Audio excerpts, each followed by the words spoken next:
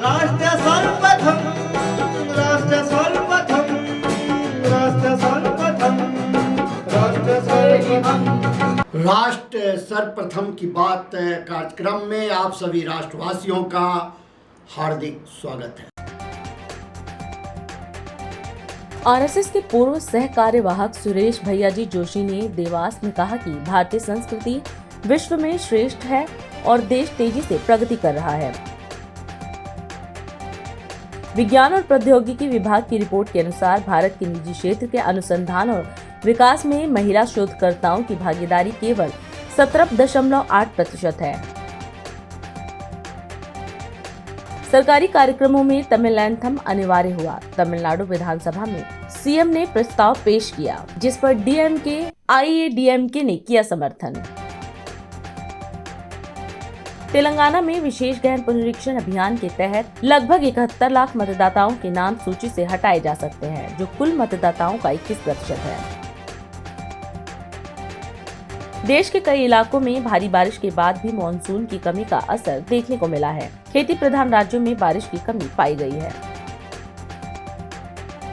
सरकार ने मानसून सत्र के एजेंडे से FCRA संशोधन विधेयक को हटा दिया है, जिससे इसके पारित होने में देरी की अटकलें तेज हो गई।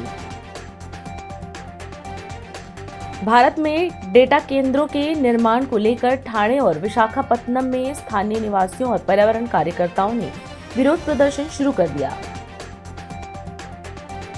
देश के कई राज्यों में इस हफ्ते भारी से बहुत भारी बारिश की चेतावनी जारी की गई है, जिसमें पश्चिम हिमालय क्षेत्र से लेकर मध्य और दक्षिण भारत तक शामिल हैं। सुप्रीम कोर्ट ड्रग्स तस्करी के खिलाफ लड़ाई मजबूत करने वाली याचिका पर सुनवाई करेगा।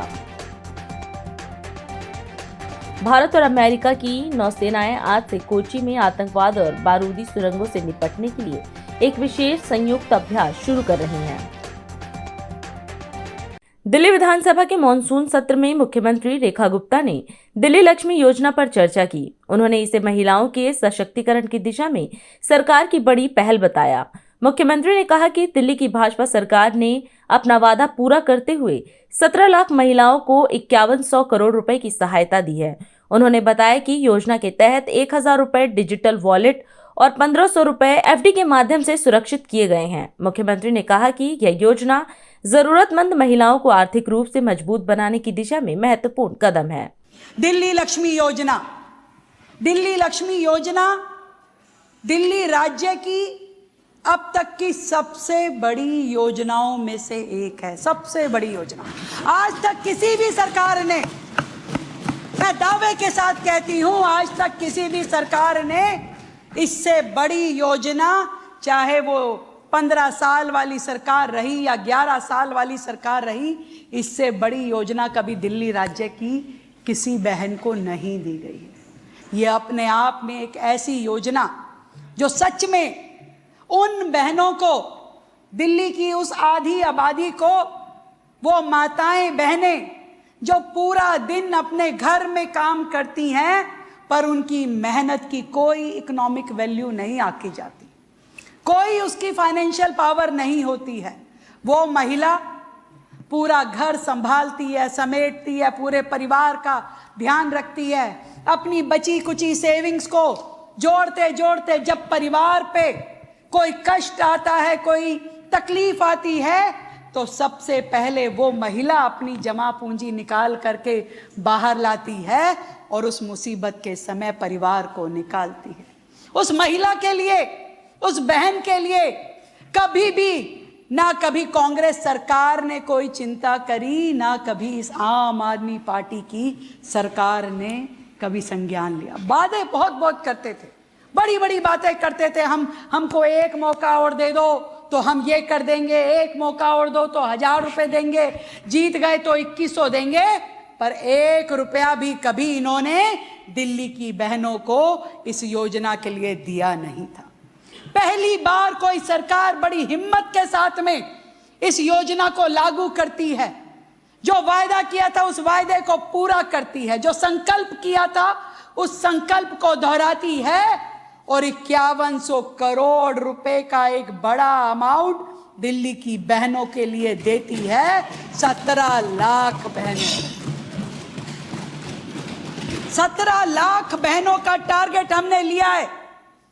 वो 17 लाख बहनें दिल्ली की जो सही में जरूरतमंद हैं, जिनको इस पैसे की आवश्यकता है, उन 17 लाख बहनों के लिए हमने पहले फेज में 3 साल की इस योजना को रखा कि पहले 17 लाख बहनों को हम ये योजना का लाभ दे दें, और उसके बाद यदि बढ़ाना हुआ तो बढ़ाने में भी हमें कोई गुरेज नहीं है। बात आती है कि डिजिटल वॉलेट में दिया गया है पैसा।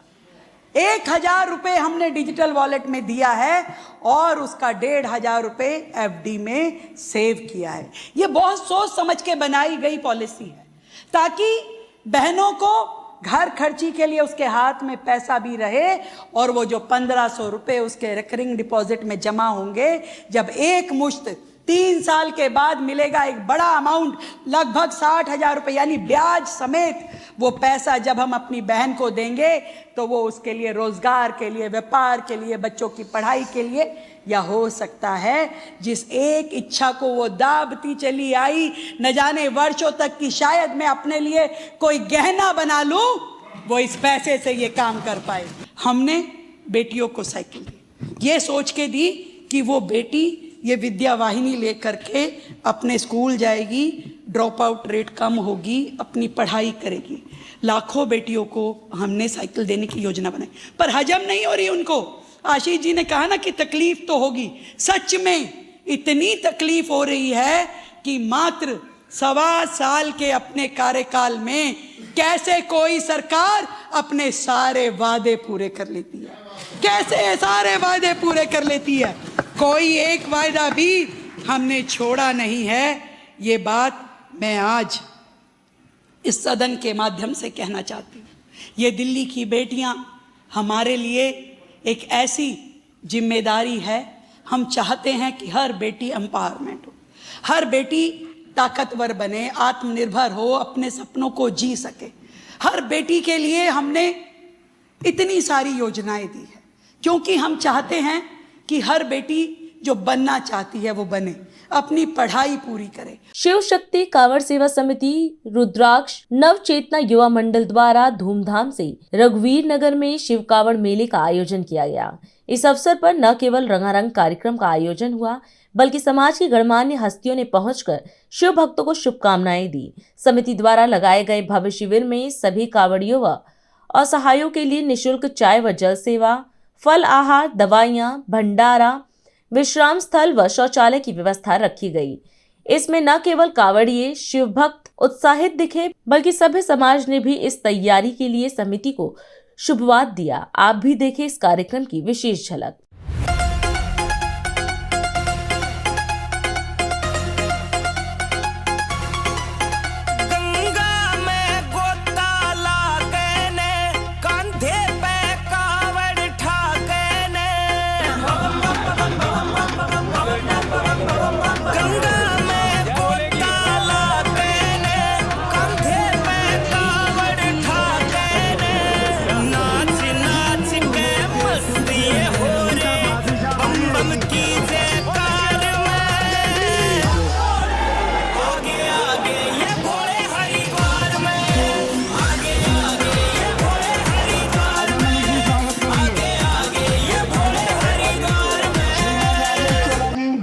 भाई साहब बहुत बहुत धन्यवाद आप आए।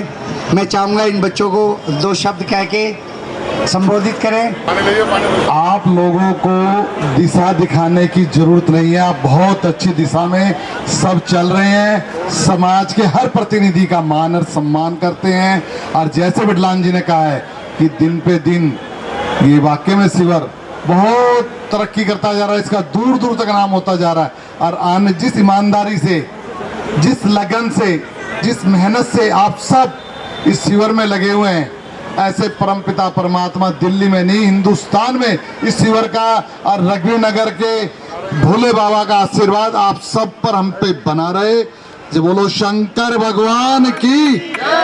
मुख्यमंत्री योगी आदित्यनाथ ने गोरखपुर में हर घर तिरंगा अभियान के तहत भव्य तिरंगा यात्रा का नेतृत्व किया। नगर निगम परिसर से शुरू हुई यह यात्रा करीब 3 किलोमीटर तक सफर तय कर रेलवे स्टेशन चौक स्थित महाराणा प्रताप की प्रतिमा तक पहुंची। इस दौरान मुख्यमंत्री ने कहा कि तिरंगा भारत की आन, बान और शान का प्रतीक है। उन्होंने स्वतंत्रता संग्राम के सेनानियों के बलिदान को याद करते हुए कहा कि प्रधानमंत्री नरेंद्र मोदी के आह्वान पर शुरू हुआ हर घर तिरंगा अभियान देशभक्ति और राष्ट्र गौरव की भावना को मजबूत कर रहा है। भारत के आन, बान और शान का प्रतीक है हमारा तिरंगा। बहनों और भाइयों, देश की आजादी के आंदोलन के दौरान देश के स्वाधीनता संग्राम सेनानियों ने अलग अलग समय में अलग अलग प्रकार का ध्वज लेकर के देश की आजादी को एक नई गति दी थी। 1905 में भारत की आजादी का मंत्र बना था स्वदेशी, और उसके उपरांत 1930 के दशक में तिरंगा के बीच में चरखा, यह भारत का एक स्वाधीनता संग्राम सेनानियों का यह ध्वज बना था। स्वतंत्र भारत ने तिरंगा के साथ धर्म चक्र परिवर्तन आया। उस समय के भारत के सभी राज्यों का प्रतिनिधित्व करने वाले चक्र को लेकर के इस राष्ट्र ध्वज को स्वीकार किया। ये हमारा सौभाग्य है कि जिस राष्ट्र ध्वज के लिए पहले भारत के नागरिकों को न्यायालय में लड़ाई लड़नी पड़ती थी कि मैं अपने घर में राष्ट्र ध्वज लगाना चाहता हूं, 1947 से लेकर के लगातार एक लंबी लड़ाई लड़ने के बाद कांग्रेस और अन्य दलों की सरकारें वह अधिकार भारत के नागरिकों को नहीं दे पाई। हम आभारी हैं प्रधानमंत्री मोदी जी के, जिन्होंने देश की आजादी के अमृत महोत्सव वर्ष में 2022 में नेशनल फ्लैग कोड में संशोधन करते हुए उन्होंने ये सुनिश्चित किया कि सम्मानजनक तरीके से अगर कोई नागरिक अपने घर के ऊपर भारत के तिरंगा को लगाना चाहता है तो उसको ये स्वतंत्रता मिलनी चाहिए। और हर घर तिरंगा ये प्रधानमंत्री मोदी जी के उसी आह्वान का हिस्सा है, जब भारत का हर नागरिक अपने राष्ट्र के प्रतीक, भारत के आन बान शान के प्रतीक तिरंगा को अपने घर के ऊपर लहरा करके गौरव की अनुभूति कर सकता है। बहनों और भाइयों, हम सबको इस बारे में ध्यान रखना होगा। 2022, 2023, 2024, 2025 के बाद अब 2026 में भी ये तिरंगा यात्रा के साथ हर घर तिरंगा का यह अभियान आज चरम की ओर आगे बढ़ रहा है। याद रखना, राष्ट्र के महापुरुष और राष्ट्र के क्रांतिकारी किसी भी युवा के लिए प्रेरणा होती है। ये जो तिरंगा है, ये तिरंगा भारत के क्रांतिकारियों, भारत के स्वाधीनता संग्राम सेनानियों के बलिदान की अमिट गाथा का नाम है। उस अमिट गाथा की प्रेरणा है। किसी युवा से अगर उसके आदर्श को छीन लो, इसका मतलब है युवा को हमने गौरव के क्षणों से वंचित किया है, एक अन्याय किया है युवा के साथ। और इसीलिए प्रधानमंत्री जी ने हर युवा को गौरव की अनुभूति से जोड़ने के लिए हर घर तिरंगा को अनिवार्य किया है कि हर घर तिरंगा लगे, और तिरंगा के प्रति जागरूकता के लिए तिरंगा यात्रा निकाली जा रही है। बिहार में हर घर तिरंगा अभियान 2026 के तहत मुख्यमंत्री सम्राट चौधरी के नेतृत्व में गांधी मैदान से जेपी गोलंबर होते हुए कारगिल चौक तक भव्य तिरंगा यात्रा निकाली गई। मुख्यमंत्री ने तिरंगा लहराकर यात्रा का शुभारंभ किया। उन्होंने कहा कि प्रधानमंत्री नरेंद्र मोदी के मार्गदर्शन में 9 से 17 अगस्त तक पूरे प्रदेश में यह अभियान चलाया जा रहा है। मुख्यमंत्री ने कहा कि तिरंगा सिर्फ 3 रंगों का ध्वज नहीं, बल्कि स्वतंत्रता सेनानियों के बलिदान, देश की एकता, अखंडता और लोकतांत्रिक मूल्यों का प्रतीक है। उन्होंने प्रदेशवासियों से अभियान में बढ़ चढ़कर भाग लेने की अपील की। तिरंगा अभियान के इस कार्यक्रम में उपस्थित हमारे सभी माननीय मंत्रीगण और इस कार्यक्रम में उपस्थित हमारे तमाम युवा साथीगण, आज बिहार में हम लोग तिरंगा यात्रा की शुरुआत कर रहे हैं साथियों। 9 तारीख से लेकर 17 तारीख तक पूरे प्रदेश में इस अभियान को चलाने के लिए देश के यशस्वी प्रधानमंत्री आदरणीय नरेंद्र मोदी जी के मार्गदर्शन में और हमारे पूर्व मुख्यमंत्री आदरणीय नीतीश कुमार जी के मार्गदर्शन में ये काम हम लोग कर रहे हैं।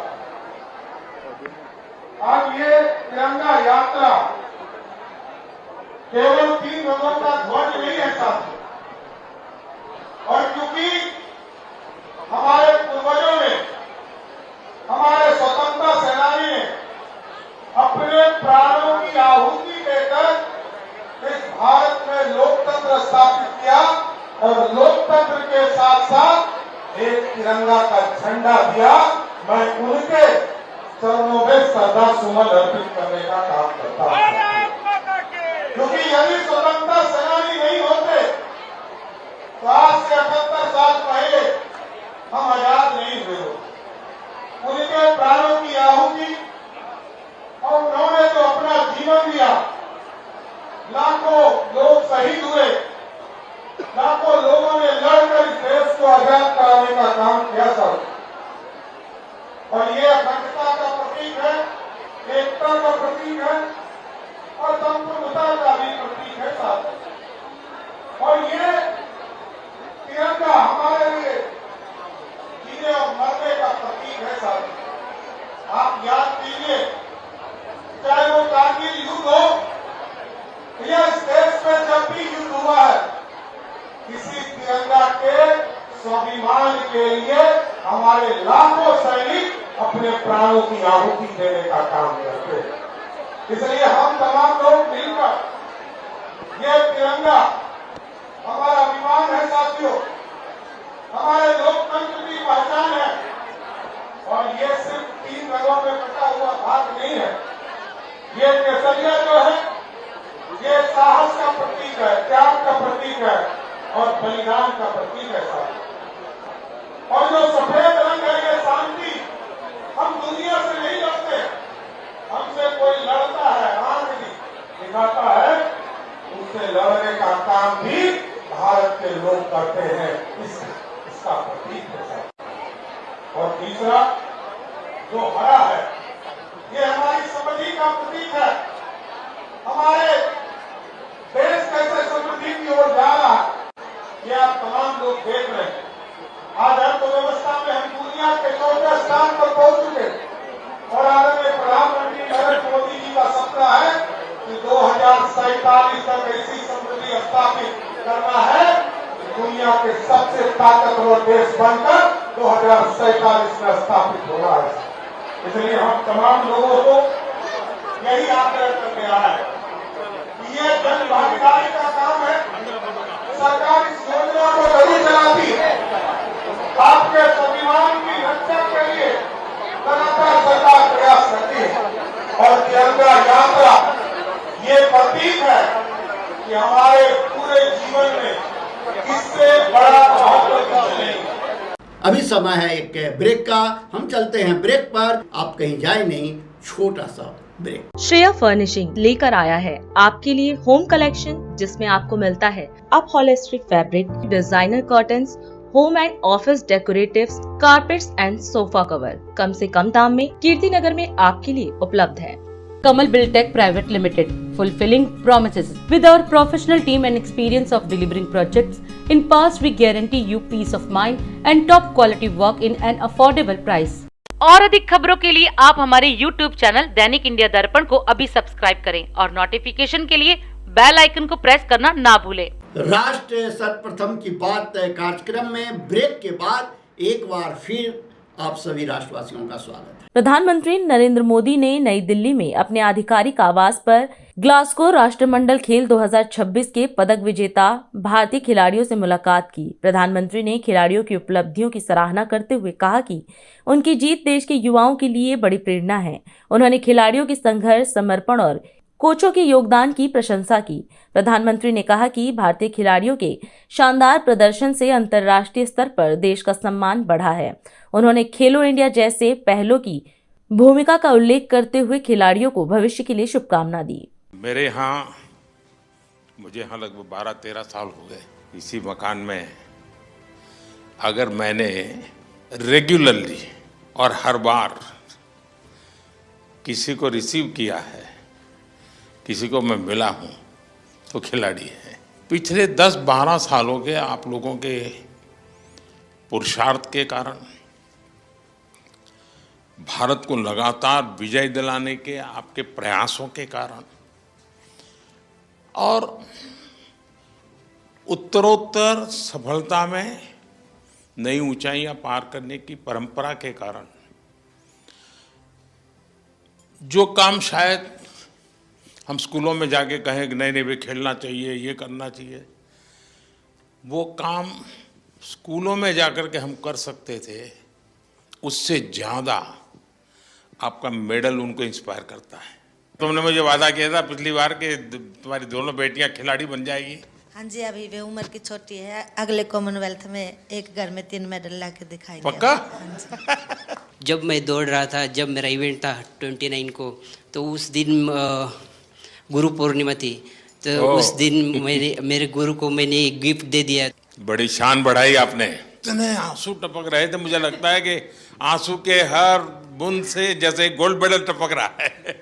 मैं बहुत ज़्यादा खुशी थी, इमोशनल भी थे उसी दिन, और खुशी ज़्यादा था। और मैं इसलिए रोई थी कि मेरा पेरिस ओलंपिक में मेरा 1 kg में मेडल रह गई थी। और एक प्लेयर्स की लाइफ में क्या क्या हमको फेस करना पड़ता है, तो ये 4 साल के अंदर मैं कितना क्या क्या कुछ मैंने फेस किया था। हर टाइम इंजरी ही चल रहे थे और फैमिली प्रॉब्लम वो सब हो रहा था, तो बहुत मुश्किल से मैं ये 4 साल फेस किया था। तो वो सब जब पोडियम में जब मैं खड़ी थे सर, और हमारी जो फ्लैग ऊपर जाते हैं और हमारे नेशनल एंथम जब बजते हैं, तो सर हम रुक नहीं सकते सर, अपना आप आंसू निकलते हैं। वो बहुत बहुत बढ़िया। आपके इस अचीवमेंट को सिर्फ आपका अचीवमेंट मानता हूं, ऐसा नहीं है। ये आपका विजय आने वाली पीढ़ियों के लिए बहुत बड़ी प्रेरणा बन जाता है। सब डर रहे थे हमसे कि इंडिया के साथ फाइट आ गई, अब तो हम पहली फाइट ही हार जाएंगे, हमारा मेडल भी नहीं आएगा। यानी मान के चलते हैं। हाँ सर। क्या हुआ, वो रेस्टोरेंट वाले से झगड़ा कर रही थी? हम लोगों का तो इतना अच्छा परफॉर्मेंस था, लास्ट डे था और सब जीत के गए थे और पूरा इंडिया के लोग थे, तो थोड़ा सा मुझे बुरा लग रहा था। तो मैंने उनको अच्छे से बोला, रिक्वेस्ट किया था सर, फिर उन्होंने मान भी लिया, अभी चेंज भी हो गया सर। इस विजय की परिस्थिति, खुशी, आनंद अपने साथियों के साथ, और गेम पूरे हो चुके हैं, तो एक हंसी मजाक मस्ती का मूड, ऐसे समय उस मैप पर नजर जाना और उसको रजिस्टर करना, और तुरंत सिर्फ मेडल लेते समय देश खड़ा हो जाता है, ऐसा नहीं, भीतर से देश का भाव। मैं सच बताता हूँ, ये वीडियो सामान्य नहीं है, आपका लंबे समय तक लोगों को याद रहेगा। ये बॉक्सिंग वालों से भी दुनिया के खिलाड़ी अब डरने लगे हैं। जरूर सर, पूरे सभी डरे हुए थे, एक के बाद एक गोल्ड मेडल आ रहे थे, और मतलब पूरा लास्ट में ऐसे धमाका जैसा हो गया बिल्कुल।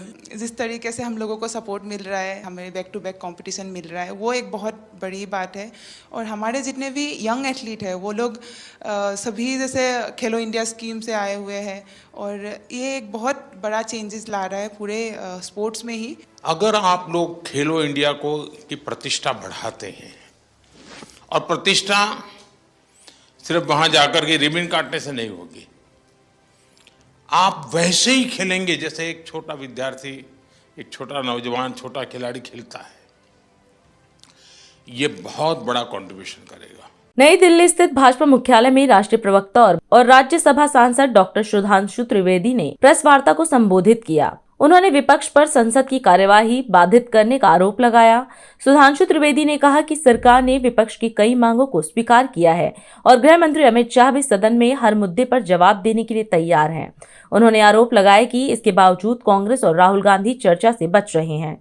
भाजपा नेता ने कहा कि संसद में महत्वपूर्ण विधेयकों और जनहित के मुद्दों पर चर्चा होनी चाहिए, लेकिन विपक्ष लगातार कार्यवाही में बाधा डाल रहा है। सत्र के उपरांत भारत अपनी स्वतंत्रता के 80वें वर्ष में प्रवेश करने जा रहा है, परंतु उसी के साथ साथ जो कुछ सदन में इस सत्र में घटित हो रहा है वो निश्चित रूप से लोकतंत्र के लिए एक गंभीर चुनौती के रूप में सामने आ रहा है कि विगत कई सप्ताह से आपने देखा है कि विपक्ष और विशेषकर कांग्रेस पार्टी और नेता प्रतिपक्ष श्री राहुल गांधी ने निरंतर अपने आचरण से यह साबित किया है कि वो किसी भी प्रकार की सार्थक चर्चा सदन में नहीं चाहते। लगातार उन्होंने अपनी डिमांड बदली है, एक के बाद एक। पहले उन्होंने ये कहा कि नीट की परीक्षा को लेकर नियम में बदलाव होना चाहिए, वो मान लिया गया। कठोर कानून बनने चाहिए, छात्रों की मांग थी, वो मान लिया गया। कैबिनेट में भी प्रस्ताव पारित हुआ और नया बिल भी बन गया।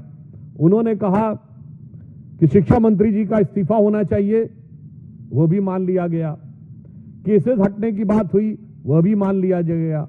हर बार वो एक नई डिमांड लेकर खड़े हो जाते हैं। फिर उन्होंने कहा कि गृह मंत्री अमित शाह जी आकर सदन में बयान दें। अब जब सरकार सदन में बयान देने को तैयार है, गृह मंत्री जी सदन में बयान देने को तैयार हैं, उसके बाद सदन क्यों नहीं चलने दिया जा रहा है? देहरादून में तीज के अवसर पर मुख्यमंत्री पुष्कर सिंह धामी ने महिला संवाद एवं सम्मान समारोह में हिस्सा लिया। इस दौरान नारी सशक्तिकरण, स्वरोजगार और हाउस ऑफ हिमालयाज ब्रांड के साथ 2.65 लाख से अधिक लखपति दीदियों की सफलता पर चर्चा हुई। मुख्यमंत्री ने उत्कृष्ट कार्य करने वाली महिलाओं को सम्मानित किया। उन्होंने कहा कि उत्तराखंड की मातृशक्ति राज्य के विकास की मजबूत आधारशिला है।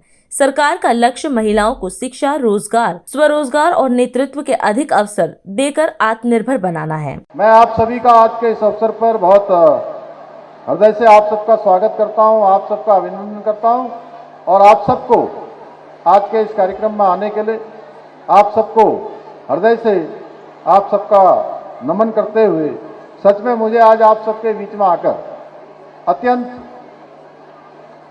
प्रसन्नता हो रही है, क्योंकि महिलाओं का संवाद और उस कार्यक्रम में शामिल होना केवल एक कार्यक्रम का हिस्सा मात्र नहीं है, बल्कि समाज की वास्तविक जरूरत है, उनकी अपेक्षाएं और उनको समझने का सबसे प्रभावी माध्यम है।